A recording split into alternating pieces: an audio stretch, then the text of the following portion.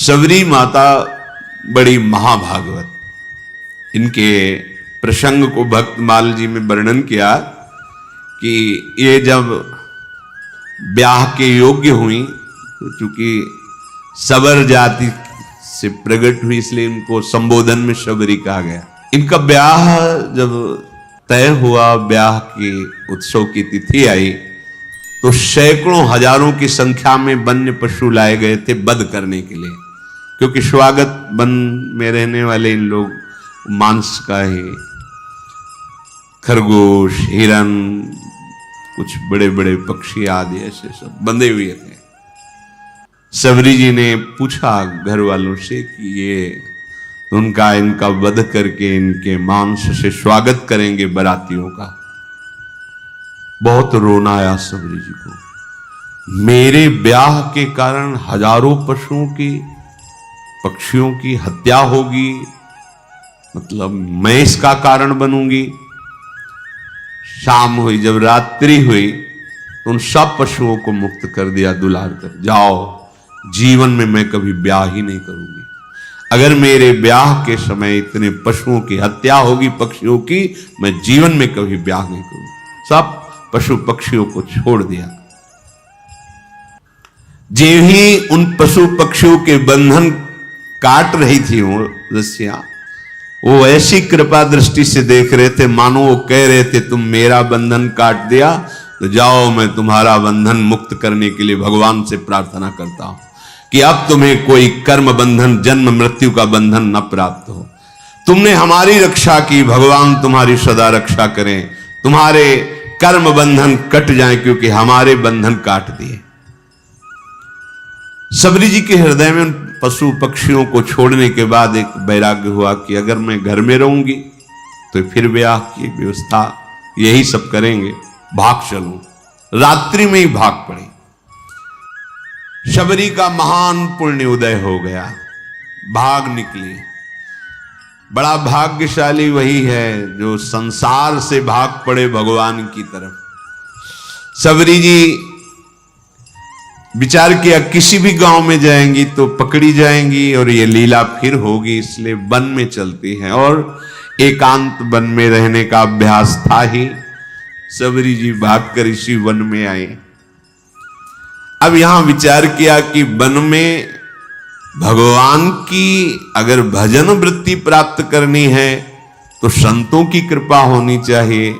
और एक तो स्त्री शरीर, फिर जंगली वास रहा है, सबर कुल में जन्म हुआ है, भला मुझ भीलनी को कौन स्वीकार करेगा।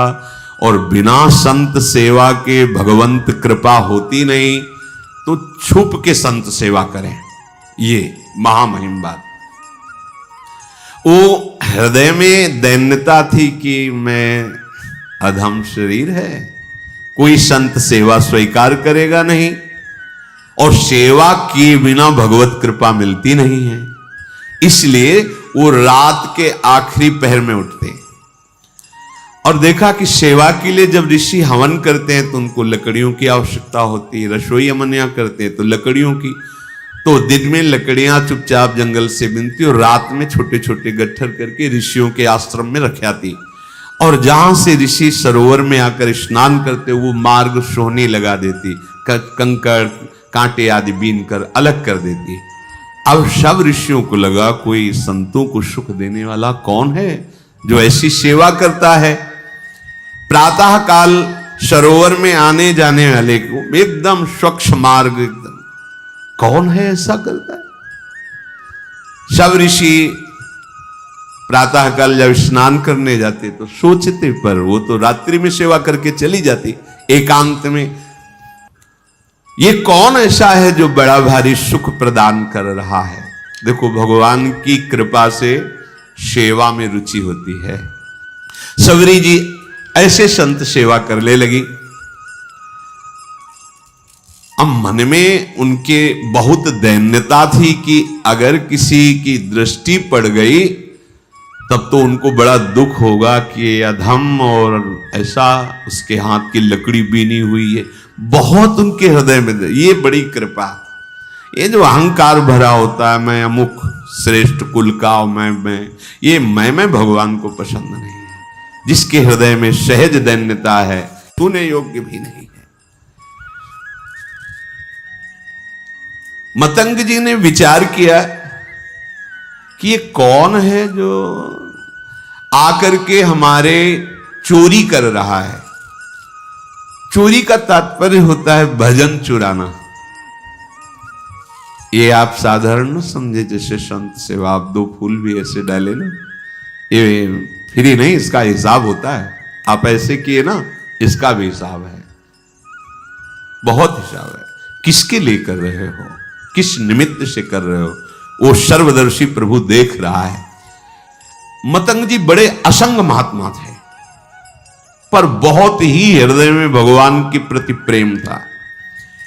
अन्य महात्मा जन भी विराजमान थे, पर तप, व्रति, नियम, संयम, मतंग जी के हृदय में भगवत प्रेम का विशेष प्रभाव था।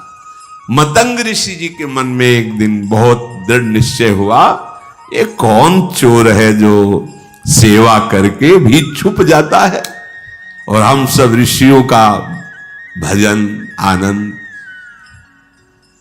क्योंकि कोई भी सेवा करता है वो तुम्हारे भजन को लेता है, फ्री नहीं है, बात समझना।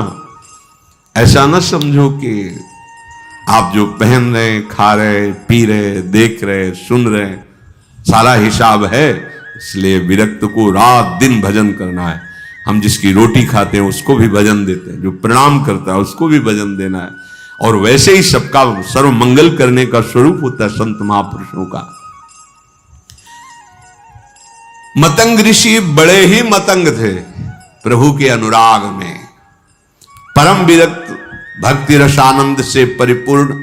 रोज अपने आश्रम में देखते कि दोना में फूल रखा हुआ है, लकड़ी, सेवा के लिए मार्ग पूरा साफ। ये कौन है रोज सेवा कर रहा है? अपने शिष्यों से कहा, सुन, रात भर जगो, रोज सेवा पहुंचाता। कौन है ऐसा जो चुपके से सेवा कर रहा है? एक बार दर्शन करना चाहते हैं। सब शिष्य रात में जगे, अलग अलग जगह छुप करके खड़े हो गए। धीरे धीरे सबरी जी आई, दोने में कैसे पुष्प रखकर लकड़ी जे ही, तो कौन है? सबरी जी तो एकदम मानो सूख गए कि अब तो जान गए, अब सेवा छूट जाएगी। देखो किस बात का दुख है, अब सेवा छूट जाएगी। अब कोई भी ऋषि हमारी सेवा स्वीकार नहीं करेगा। एक तो स्त्री शरीर, दूसरा सबरपुर में जन्म, ये सब महान ब्रह्म ऋषि हैं, ये सब हमें हटा देंगे। मेरी सेवा छूट। बहुत विकल होकर शांत खड़ी हो गई। मतंग जी जब आए तो देखकर आंसू निकल पड़े। खान पान की कोई व्यवस्था नहीं, झाड़ियों में छुप के रहती संत सेवा, आंसू निकल पड़े। सबरी जी की कैसी सेवा? जान गए तो सकुच गई कि शायद अब सेवा छूट जाए। आंसू की धारा बहने लगी और कहा, बेटा ऐसे सेवा करते हो, कहां रहती हो? उन्होंने कहा, प्रभु झाड़ियों में छुप के रहते हैं। पूरी कथा बताई भाग। अच्छा, अब तुम निश्चिंत हो जाओ। सबरी जी से कहा, अब तुम निश्चिंत हो जाओ, तुम्हें अब कोई चिंता नहीं करनी चाहिए। भगवत भक्ति का प्रभाव ऐसा है कि वो न जाति देखती है न शरीर देखती है। तुम स्त्री शरीर हो कि पुरुष शरीर हो, किस जाति को, किस कुल के हो, ये भक्ति महारानी जिसके हृदय में आ जाती है, भगवान उसके अधीन हो जाते हैं। सबरी जी को मतंग ऋषि ने ऐसे वचन के द्वारा साहस बना और शिष्यों से कहा कि तुम जानते हो ये कितनी पवित्र है। ओहो, बहुत बड़ी बात। भक्ति को प्रताप ऋषि जानत, निपटनी के केऊ कोटि विप्रताई आपे वार डारिये। मतंग जी ने कहा कि आज के बाद तुम्हें छुप के रहने की जरूरत नहीं।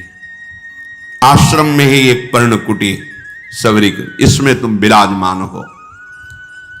और कहा कि आज तुम्हें हम मंत्र दीक्षा और नाम दीक्षा दोनों प्रदान करेंगे। मांगा नहीं, सच्चे शिष्य को मांगने की जरूरत नहीं होती, अपने आप गुरु विधान कर देते हैं। देखो, वास करो इस कुटिया पे, तुम्हें आज मैं मंत्र दीक्षा और नाम भी दिया, मंत्र भी प्रदान किया। ये जब पूरे वन में बात फैली कि स्त्री जाति और ऐसा और मंत्र दे दिया, और पास में कुटिया में तो सब विरोध मतंग जी का करने लगे कि ऐसी जाति की ऐसे नहीं करना चाहिए, ब्रह्म ऋषि हो ऐसा वैसा। मतंग जी की वो अवहेलनात्मक बातें, निंदात्मक बातें कर मतंग जी की प्रसन्न हुए कि जिसको अपने ब्राह्मणत्व का अभिमान है, तपस्या का अभिमान है, जितेंद्रियता का अभिमान है, भगवान को अच्छा नहीं लगता है। ये करना चाहिए पर अभिमान नहीं करना चाहिए। दिनों दिन शबरी का अनुराग गुरुदेव के चरणों में बढ़ रहा, क्योंकि कोई ने आश्रय नहीं दिया, कहीं कोई आश्रय देने वाला नहीं, सब जगह दूर दूर। गुरुदेव ने नाम मंत्र तो गुरुदेव के चरणों में अपार प्रेम शबरी जी का। एक दिन आकाशवाणी हुई मतंग जी के लिए कि आपने जो शबरी को स्वीकार किया, इससे भगवान बहुत प्रसन्न हुए हैं। भगवान की प्रसन्नता का हेतु है कि अभी विमान आने वाला है और आप सीधे भगवान के धाम को जाएंगे। उसी समय विमान उतरा। मतंग ऋषि भगवान के धाम जाने को उत्सुक है, भगवान का साक्षात्कार होगा, भगवान के समीप रहने को मिलेगा। शबरी जी रो पड़ी, गुरुदेव आपकी सिवा तो इस वन में कोई मुझे नहीं चाहता, अगर आप चले गए तो भगवान हमारे तो प्राण ही चले गए। तो जो गुरुदेव ने बात कही बहुत जोर, गुरुदेव ने कहा आज तक मैंने तपस्या और मंत्र जाप, संयम नियम साधना, उन सब के प्रभाव से भगवान के धाम की प्राप्ति का अवसर आया, लेकिन वो स्वयं धामी चलकर तुम्हारे यहां आएगा और तुम्हें दर्शन देगा। तुम चिंता मत करो बेटा, हम तो जा रहे हैं चलकर भगवान के धाम, लेकिन स्वयं धामी आएगा और यहां तुम्हें दर्शन देगा, निश्चिंत होकर के रहो। गुरुजी विमान पर बैठकर परम धाम गए, पर गुरु का वियोग असहनीय। कोई बड़े भाग्यशाली होते हैं जिनको संत या गुरुदेव से प्रेम होता है। कौन प्रेम करता है? स्वार्थ का बावरा मन ये तो भोगी पुरुषों से प्रेम करता है, योगी या संत महात्माओं से, गुरुजनों। कोई गुरु प्रेमी बिरला ही कोई होता है, बिरला ही। ऐसा गुरुदेव का वियोग कि अब जिया नहीं जा रहा। पर शबरी प्राण इसलिए नहीं त्याग रही कि गुरुदेव ने कहा है भगवान स्वयं आएंगे और दर्शन देंगे, बस इस आशा से जीवन रख रहे हैं। अब इतनी शिथिलता थी कि जो नित्य सेवा वो छोड़ नहीं सकते थे। वियोग में शिथिलता के कारण जब ऋषि स्नान करने जा रहे थे, उसी समय वो सोहनी लगा रही थी। तो जो ऋषि स्नान करने जा रहे थे, कोई सोहनी से छिटक कर कंकड़ उनके चरणों में छू गया होगा, बहुत डांट। वैसे ही गुरु वियोग से दुखी थी, और ये बहुत बड़ा अपराध है, ये लोग जानते रहे जो अहंकार में होते हैं, मैं तपस्वी हूं, मैं इस कुल का हूं, मैं उस कुल का। अरे सब मायाकृत है। सच्चिदानंद प्रभु की भक्ति जो कर रहा है उसकी चरण रज लो, चरणामृत लो। भगवान के अनुरागी जनों के प्रति ऐसा अनुराग, ऐसी भक्ति, ये बहुत धोखा हो जाता है, बहुत धोखा हो जाता है। ये ऐसा भारी अपराध है कि सिर्फ भक्त से ही क्षमा हो सकता है, भगवान भी क्षमा नहीं कर सकते। अब वो पुनः स्नान करने जे भी गए तो उसमें कीड़े पड़ गए सरोवर के जल में। शबरी जी को इतना धिक्कारा, तुझे दिखाई नहीं दे रहा, मैं आ रहा हूं, मुझे तेरे झाड़ू से कंकड़ छू गया। शबरी जी तो भाग पड़ी, एकांत में जाकर रोने लगी। वैसे ही गुरु वियोग से दुखी थी, इसीलिए विलंब हो गया था, नहीं तो रात में ही वो सोने लगाती थी। शबरी जी के हृदय को भारी दुख कि जो हमारे वचनों के द्वारा समझाते थे, जो हमें चरणों का आश्रय, वो तो अंतर ध्यान है। अब यही है, ये महात्माओं को दुख पहुंचा, क्या करूं, गुरु ने आज्ञा की, नहीं तो अभी शरीर को छोड़ देती। ओ ये दुख भारी अपराध हो गया। उनको क्या कहा? अभागी, और रुधिरवत रक्तवत हो गया जल और कीड़े, दुर्गंध आने लगी जल से तत्काल। तो उन्होंने मन में सोचा कि सबरी के कंकण स्पर्श का प्रभाव देखो कितना, तो उसका प्रभाव कि जल भी अपवित्र होगा। जब बुद्धि उल्टी होती ना तो उल्टे चिंतन होता है। हृदय में सबरी जी गुरुदेव प्रदत्त नाम का मंत्र का जप कर रहे हैं। रोज तड़के उठकर मार्ग बुहारना और रोज पुष्प की पंखुड़ियां ऐसे पावड़े बिछाना, सुंदर निर्मल जल भर के रखना और सुंदर फल रखना कि गुरुदेव ने कहा भगवान आएंगे, पक्का भगवान आएंगे। रात दिन गुरुदेव प्रदत्त नाम मंत्र का चिंतन, गुरुदेव ने कहा है भगवान आएंगे, इसका दृढ़ विश्वास। अब क्या भगवान के स्वागत में तो जंगल में यही है फल।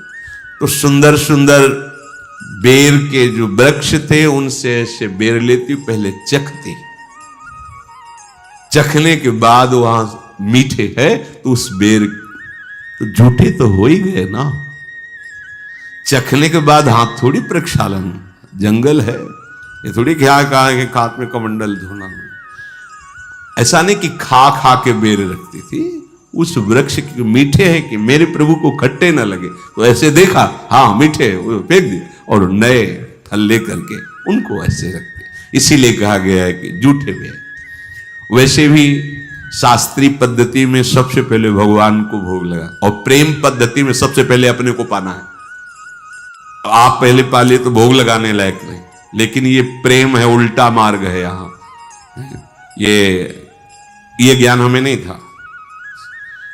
ऐसा हो ही नहीं सकता कि प्रभु के लिए थाल सजा रहे पहले उससे ले, ऐसा कैसे? कोई पूछता तो उत्तर नहीं।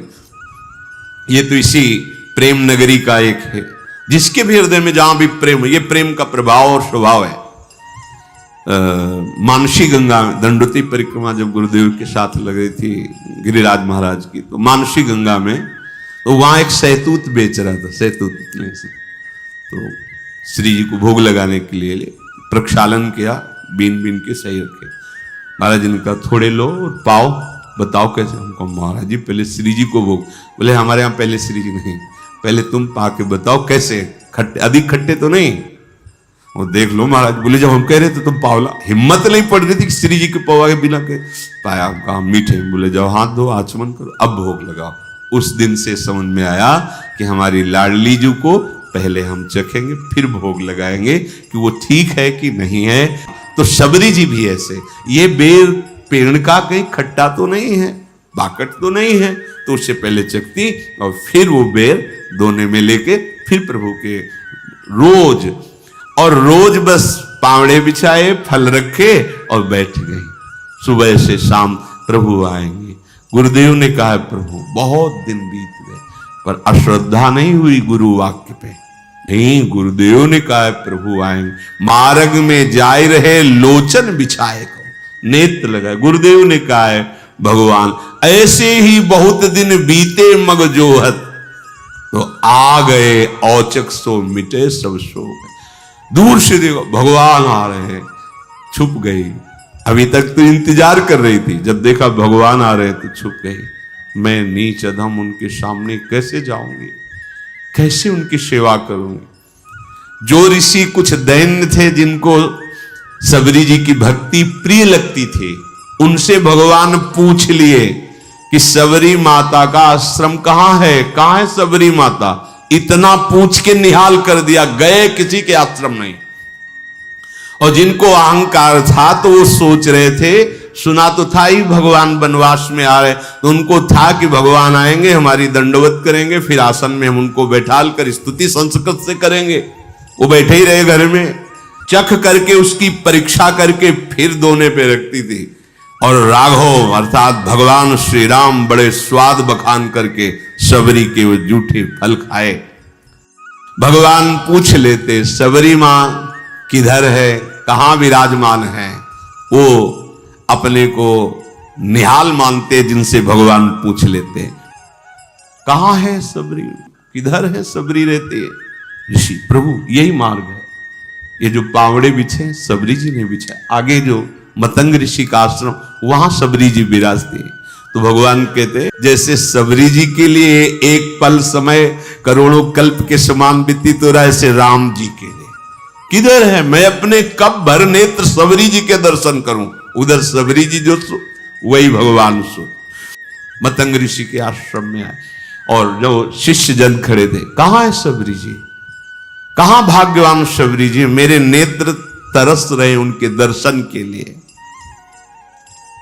सबरी जी ने जब ये वचन सुने तो जो हृदय में संकोच था दूर हुआ, आके साष्टांग दंडवत सबरी जी ने की, प्रणाम कर रहे दौड़ पड़े। रघुनाथ जी ने जैसे माता को हृदय से लगाया जाता है, ऐसे सबरी मां को अपने नेत्रों से अश्रु से सबरी को, हमारे भगवान का स्वभाव जो जान गया, भगवान शिव कहते हैं उमा राम स्वभाव जही जाना, ताय भजन तज भावना। करुणा समुद्र है ये, आप खुद भजन करोगे तब आपको पता चले। आपका हृदय जब थोड़ा सा भी प्रभु से अपनापन करेगा तो आप खुद समझ पाओगे प्रभु के सिवा कोई ऐसा प्यार करने वाला त्रिभुवन में नहीं है। भगवान ने सबरी जी का हाथ पकड़कर अपने समीप बैठा ला। ये प्यार, वो ऋषि कंकड़ छू गया तो कितना कड़ुआ बोल रहे, ए नीच जात, ये ऐसा। भगवान हृदय से लगाकर आंसुओं से अभिषिक्त करके अपने समीप सबरी जी को बैठा ला। सबरी जी को स्मरण आया कि जो प्रातः ही फल रखे थे प्रभु के लिए, दौड़ के गई फल लाई। भगवान, वाह, मेरा वनवास का सारा कष्ट दूर हो गया तुम्हारे फल पाके, बड़ाई कर। भगवान ने कभी 56 भोग की बड़ाई नहीं की, कहीं भी ऐसा नहीं। उस बेर को पा पाकर कह रहे कि आज हमारे वनवास का श्रम दूर हो गया। कितने सुंदर स्वादिष्ट अमृतमय फल भगवान बड़ाई कर रहे हैं सबरी के द्वारा दिए, इसीलिए प्रशंसा कर रहे हैं प्रभु सबरी जी की। अब जब ऋषियों ने सुना कि आश्रम आने की तो बात जाने दो, इस गली में भी प्रभु नहीं आए, तो सबको लगा अंदर कि हमें लगता है कोई हम लोगों में तपस्या में त्रुटि हो गई क्या, क्योंकि सब तपस्या का फल तो भगवान है और भगवान आए ही नहीं हमारे घरों में। तो हमें चल के लोचन लाभ तो ले लेना चाहिए, भगवान के चरणों में प्रणाम करना चाहिए। सब ऋषि जो थोड़ा सा अपने में ब्रह्मणत्व, तपस्या, जितेंद्रियता आदि आदि मानते थे, उनको आना पड़ा। वो प्रभु के समीप आए, अब भी बुद्धि काम नहीं कर रही। प्रमाण मिल चुका है कि सबरी जी कितनी पावन है। उनके मन में आता है कि बड़ी समस्या पैदा हो गई है, अगर वो सरोवर का जल भगवान अपने श्री चरणों से स्पर्श कर दे तो निर्मल हो जाएगा और हम लोगों के प्रयोग में आ जाएगा, क्योंकि सबरी की अपवित्रता के कारण वो दूषित हो गया था। वो लोग भगवान को प्रणाम किए और भगवान बैठे हुए तो निवेदन किया। वो सब ऋषि लोग अभिमान त्याग कर भगवान के पास आए और भगवान से कहा कि प्रभु, इस सरोवर का जल जो है नीच जनों के द्वारा छूने से कीड़े पड़ गए, अपवित्र हो गया, तो हम ब्रह्म ऋषियों की सेवा में नहीं, आप अपने श्री चरण। तो भगवान ने कहा नहीं, हम तो आप ऋषियों के चरण सेवक हैं, आप देखो अपना चरणामृत डाल करके, क्योंकि आप तपस्वी जितेंद्री ब्रह्म ऋषि हैं, हम तो आपके सेवक हैं, आप डाल के देखो। उनको लगा कि एक बार भगवान कह रहे थे, डाले जाके तो और दुर्गंध पैदा हो गई। आए बोले प्रभु ठीक तो हुआ नहीं, तो बोले हमारे चरण से तो ठीक होगा ही नहीं। उनका नहीं प्रभु, आपके चरणों का प्रताप तो है ही है, क्योंकि शिला छू गई तो अहिल्या के रूप में प्रकट हो गई, तो पानी तो बोले सही मानो, अगर हम चरण रख देंगे तो और बड़े बड़े कीड़े हो जाएंगे। अगर उसे स्वच्छ करना चाहते हो तो तुम सबरी के चरणामृत उतारो तो फिर डालो जाके। अब भगवान का आदेश, बड़े बड़े ब्रह्म ऋषि सब बोले केवल एकमात्र शबरी जी के चरण स्पर्श किए हुए जल से ही वो पवित्र हो सकता है, दूसरा कोई उपाय नहीं, क्योंकि तुम सबसे भयानक अपराध बनाए स्त्री जान करके, नीच कुल की जान करके उनको तुम धिक्कारा है, तुम उनको ऐसी भावना से दी, ये अपराध तुम्हारे सारे तप को, सारे प्रभाव को नष्ट कर दिया। अगर तुम कहीं अपने जीवन को कृतकृत्य करना चाहते हो, सरोवर के जल और हृदय को स्वच्छ करना चाहते हो, तो शबरी जी का चरणामृत ही काम करेगा, दूसरा कुछ नहीं। अब भगवान की आज्ञा, ईश आज्ञा तो सबको शिरोधार्य है। सबने जे ही शबरी जी बड़ी प्रार्थना, दैन्यता, जे ही चरण स्पर्श हुआ, निर्मल स्वच्छ और अमृत जैसा जल हो गया। तब भगवान ने शबरी जी की स्तुति की, जो नौधा भक्ति पीछे गाई गई थी, वो भगवान शबरी जी को नहीं सुना रहे, उन्हीं ऋषियों को बता रहे कि ये पूरी की पूरी भक्ति हमारी माता शबरी जी में विराजमान है। जाति पाति कुल धर्म बड़ाई, धन वैभव कुटुंब गुण चतुरता, मैं इन सबसे नहीं रीझता। हे शबरी जी, आप में तो 9 भक्ति विराजमान है, जो गति योगियों के लिए भी दुर्लभ है, आज मेरे सामने ही तुम्हें वो दुर्लभ गति प्राप्त होगी। मेरे दर्शन का फल है जीव अपने ब्रह्म स्वरूप को प्राप्त हो जाता है। मम दर्शन फल परम अनुपा, जीव पाओ निज सहज स्वरूपा। फिर कहा कि शबरी जी आप यहां विराजमान, कहीं जानकी जी को यहां से जाते हुए ऊपर से कोई तुम्हें ऐसा कुछ खबर है क्या? शबरी जी ने कहा प्रभु, पास में एक पंपा नामक सरोवर है, वहीं सुग्रीव हैं, आप वहां जब जाएंगे तो उनसे मित्रता कीजिएगा, वो सब आपको सूचना दे देंगे। हे नाथ, आप कुछ देर रुको। और शबरी ने एकदम एकाग्रता की और उनके शरीर में योगाग्नि प्रकट हो गई। भगवान के सामने ही पांच भौतिक शरीर का लय करके भगवत धाम को गई।